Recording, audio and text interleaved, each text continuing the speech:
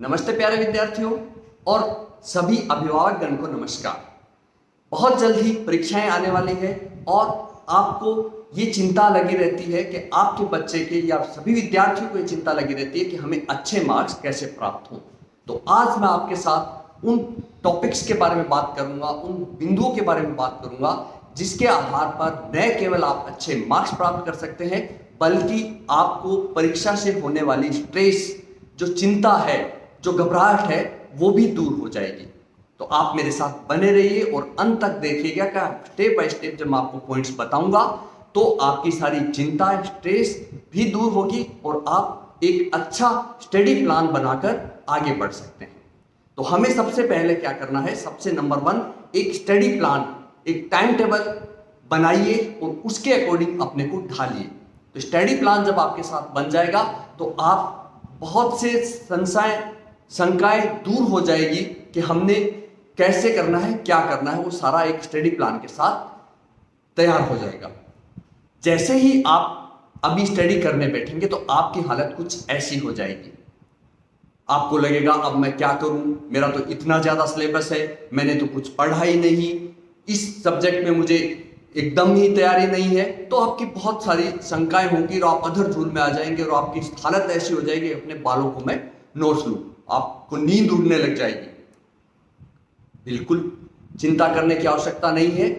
आपको कूल रहना है, शांत स्वभाव का रहना है और आपको एक प्लानिंग के साथ आगे बढ़ना है। तो परीक्षा से पहले क्या क्या प्लानिंग करनी है, अब जब आपकी समस्या आ गई कि आप क्या करें, कैसे पढ़ें, किस चीज को पढ़ें, तो आपको सबसे पहले किसकी आवश्यकता पड़ेगी? आपको आवश्यकता पड़ेगी सहायता की। अब आप सहायता किससे प्राप्त करें? तो सहायता प्राप्त करें अपने परिवार के बड़े भाई बहनों से, सहायता प्राप्त करें अपने सीनियर से और साथ के साथ सहायता प्राप्त करें अपने शिक्षक से, अपने टीचर से। गाइडेंस जरूर लें। वो शिक्षक आपको रास्ता बताएगा कि आपको कैसे पढ़ना है, क्या पढ़ना है और कितना पढ़ना है। तो आपको हेल्प जरूर लेनी है, अपनी सीनियर्स की, टीचर्स की राय जरूर लेनी है और गाइडेंस करनी है। अब आपने राय ले ली तो अब आपको क्या करना है? अब आपको अपना प्लान बनाते हुए स्टडी को अपने सब्जेक्ट वाइज बांटना है। पूरे दिन किसी एक सब्जेक्ट पढ़ने के बजाय अलग अलग समय में अलग अलग सब्जेक्ट पढ़ना ज्यादा बेहतर होता है। तो अगर आप दिन में 6 घंटे, 8 घंटे या 10 घंटे पढ़ते हैं तो आप अपने सब्जेक्ट वाइज 2-2, 3-3 घंटे डिवाइड कर लीजिए कि 3 घंटे में ये सब्जेक्ट पढ़ूंगा, 3 घंटे में ये सब्जेक्ट पढ़ूंगा और 2 घंटे में ये सब्जेक्ट पढ़ूंगा। ये डिवाइडेशन बहुत जरूरी है। सब्जेक्ट वाइज एक ही विषय को एक दिन में खत्म करने के बजाय अलग अलग विषयों को अलग अलग समय पे पढ़ना ज्यादा बेहतर रहता है। आपका ब्रेन जो है वो ज्यादा एक्टिव रहता है। तो आपको क्या करना है? अपने सब्जेक्ट वाइज अपने टॉपिक्स को, टाइम को डिवाइड कर देना है। उसके बाद अब आपने पढ़ना आरंभ कर दिया। अगर आपके पास समय है, इतना समय है कि आप नोट्स बना सकते हैं तो आप नोट्स बनाइए। अगर समय नहीं है, चिंता करने की आवश्यकता नहीं है। जो भी आपके पास उपलब्ध नोट्स है, किताबें हैं, उनमें अंडरलाइन करते हुए पढ़िए। हाइलाइटर से उनको हाईलाइट करिए। जो जो महत्वपूर्ण बिंदु होते हैं, जो परीक्षा के दिन आपको दोहराने की आवश्यकता होती है, जल्दी जल्दी जब दोहराने की आवश्यकता होती है तो उन चीजों को आप अंडरलाइन जरूर करें। साथ के साथ कुछ चीजें आप टिपिकल चीजें हैं उनको पढ़े, देखें और लिखें। जब आप देखोगे, पढ़ोगे और लिखोगे तो वो आपके जहन में आ जाएगी। और लास्ट में जो मैं एक बात बताऊंगा वो बहुत महत्वपूर्ण रहेगी, उसके साथ आप मेरे साथ बने रहिएगा। अंत में वो बात जो आपके लिए, प्रत्येक विद्यार्थी के लिए जानने के लिए बहुत जरूरी है। तो नोट्स बना सकते हैं तो नोट्स बनाइए अथवा अंडरलाइन करते हुए पढ़िए, हाईलाइट करते हुए पढ़िए।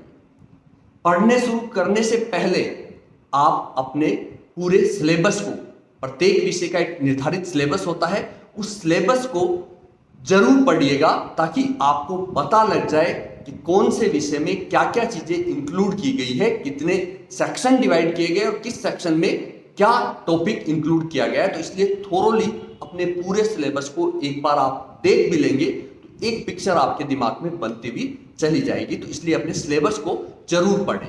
जरूर पढ़ें।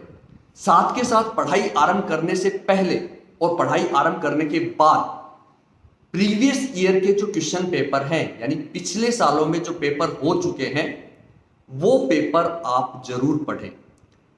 पढ़ाई आरंभ करने से पहले पढ़ेंगे तो आपके दिमाग में एक पिक्चर बनेगी कि हमें पढ़ना कैसे है। तो आपने एक बार क्वेश्चन पेपर पढ़ लिए, प्रीवियस ईयर के लगभग 5 साल के पेपर आपको देखने हैं, तो 5 साल के पेपर आप देखेंगे तो आपको पढ़ने का तरीका आ जाएगा कि आपको अब हमें कैसे पढ़ना है। 5 साल के पेपर आपने देख लिए, आपको पढ़ना है। अब जब आपने पढ़ाई कर ली तो वापस उस टॉपिक से रिलेटेड क्वेश्चन पेपर देखिए कि मैंने पढ़ा और ऐसे प्रश्न आया तो मुझे याद है, या कोई प्रश्न घुमा के दिया है। तो ये चीज आपको देखना बहुत जरूरी है। प्रीवियस ईयर के पूर्व के वर्षों के पेपर आपको पढ़ने हैं। पढ़ लिए, अब आपने पढ़ाई कर ली, धीरे धीरे आपकी टेंशन रिलीज होती चली जाएगी। तो आपको साथ साथ क्या करना है, स्ट्रेस के कारण नींद को नहीं छोड़ना है। बहुत अच्छी तरीके से आपको सोना है। 6 से 8 घंटे कम से कम आपको सोना है। उससे कम तो आपको होना ही नहीं चाहिए। आपकी नींद 6 घंटे से कम तो होनी नहीं चाहिए, 6 घंटे तो होनी चाहिए। उसके अलावा आप 8 घंटे भी सो सकते हैं। अगर आप पूरे दिन पढ़ाई करते हैं तो 6 घंटे तो आपको पढ़ना है, सोना ही सोना है। तो नींद जो है वो अच्छी नींद लेंगे तो आप फ्रेश रहेंगे, और फ्रेश रहेंगे तो आप बेहतर तरीके से पढ़ पाएंगे। साथ के साथ जब आप पढ़ाई कर रहे हैं तो लगातार मत पढ़िएगा। 3 घंटे 4 घंटे, कुछ विद्यार्थी कहते हैं सर हम 4-4 घंटे पढ़ते हैं। नहीं, आपको छोटे छोटे ब्रेक्स लेने हैं, छोटे छोटे टुकड़ों में पढ़ना है। अगर आपको आधे घंटे में थकान महसूस होती है तो 5 मिनट का ब्रेक लीजिए। आपको 1 घंटे में थकान महसूस होती है तो आपको उठना ही उठना है। 1 घंटे बाद तो हर हालत में आपको एक ब्रेक लेना है, लिटिल ब्रेक। आप घूमिए, बाहर उठ के जाइए, और उस ब्रेक में विद्यार्थियों मोबाइल के हाथ मत लगाना। जब आप लिटिल छोटे छोटे ब्रेक ले रहे हैं तो प्लीज प्लीज मोबाइल के हाथ मत लगाना। आपको और कोई भी गेम आप अगर पसंद है, अपने दोस्तों के साथ बात करना, वहां आपके आसपास कोई दोस्त है, या कोई भी आप अगर गेम खेलते हैं तो आप गेम खेलिए, बाहर टहल लीजिए, लेकिन प्लीज प्लीज मोबाइल को मत देखिएगा। जब आपका पढ़ाई का समय है तो मोबाइल से दूरी बना के रखिएगा। ये चीजें बहुत जरूरी है। तो आपको अब यहां पर ध्यान रखिएगा, पढ़ाई आप कर रहे हैं, पहले क्या पढ़ें। बहुत महत्वपूर्ण बात है ये कि पहले क्या पढ़ूं मैं। तो मेरा आप सभी से यही निवेदन है कि आप सभी विषयों के जो सबसे इजी चैप्टर हैं, जो आपको आते हैं, समझे हुए हैं और समझने में आसान है, उन टॉपिक्स को आप सबसे पहले पढ़ना आरंभ कीजिए। उससे जो फायदे हैं वो फायदा ये है कि आपको एक तो वो याद हो जाएगा, समझ में भी आ जाएगा, और एक आपके साथ साथ ये हो जाएगा कि हमारा इतना सिलेबस हो गया।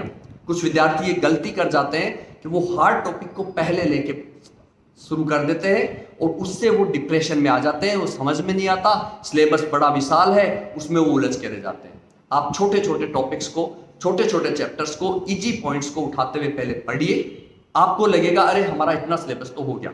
हर विषय में आपको 2-2, 4-4, 5-5 चैप्टर आपको लगेंगे, अरे ये तो हमारे हो गए। और जैसे ही आपके अंदर कॉन्फिडेंस बूस्ट करेगा, आपकी पढ़ाई और इजी हो जाएगी और आपको समझ में आना आरंभ हो जाएगा। अंतिम बात, बहुत से विद्यार्थी ये कहते हैं कि हमें याद नहीं होता। प्यारे विद्यार्थियों, इस बात पे कतई मत जाइए कि आपको याद नहीं होता। आपका दिमाग जिस चीज को देखता है वो उसके जहन में उतर जाती है। इसलिए आप जब भी कोई विषय पढ़े उसको ढंग से पढ़े, समझ के पढ़े, चाहे वो उस समय आपको याद न हो। आपने उसको समझ ली, आपके दिमाग में वो चीज उतर गई। अब जब आप परीक्षा से एक दिन पूर्व जब रिवीजन आप करते हैं तो वो रिवीजन और आपके जहन में बसी हुई चीज दोनों कोरिलेट होती है और आपको वो चीज बाद में याद हो जाएगी। परीक्षा के दौरान जब परीक्षा का समय आता है, पेपर चल रहे होते हैं, तब आपका दिमाग सुपर कंप्यूटर की तरह काम करने लग जाता है। कई बार आपने खुद ये महसूस किया होगा कि कोई विषय जो आपने कभी पढ़ा ही नहीं और कोई विद्यार्थी, कोई साथी आपको कह देता है ये विषय महत्वपूर्ण है और कल आएगा। आप एक बार उसको सरसरी नजर से देखते हैं और वो पूरा का पूरा आपको याद हो जाता है। क्यों? क्योंकि उस वक्त आपका ब्रेन एकदम कॉन्शियस होता है, कोई भी चीज आप पढ़ोगे वो आपको तुरंत याद हो जाती है। तो आपको क्या करना है, कोई भी चीज जो है उसको समझनी है, अपने अंदर उतारनी है और पढ़नी है। पढ़ने के बाद आप आगे बढ़ जाइए। एग्जाम वाले दिन अगर आप रिवीजन करते हैं तो वो पूरी चीज आपको याद हो जाएगी। तो ये चीज रिवीजन बहुत जरूरी है। अब एग्जाम से एक दिन पहले क्या करना है आपको, एग्जाम से एक दिन पहले जो चीजें मैंने बताई थी कि आप अगर हाईलाइट कर रहे हैं, आप नोट्स बना रहे हैं, तो वो चीज आपके यहां काम आएगी। बहुत जल्दी जल्दी आपका रिवीजन हो जाएगा। तो आप इन टॉपिक्स, इन बिंदुओं के साथ, इन पॉइंट्स के साथ आगे बढ़ेंगे तो निश्चय ही आपको तैयारी करने में, परीक्षा में अच्छे मार्क्स लाने में कतई दिक्कत महसूस नहीं होगी। आप मेरे साथ ऐसे ही बने रहिए। आगे के वीडियो में मैं आपको एग्जाम के दिन क्या करना है, किस प्रकार से आपको पेपर को सोल्व करना है, वो मैं आपको बताऊंगा। बहुत बहुत धन्यवाद।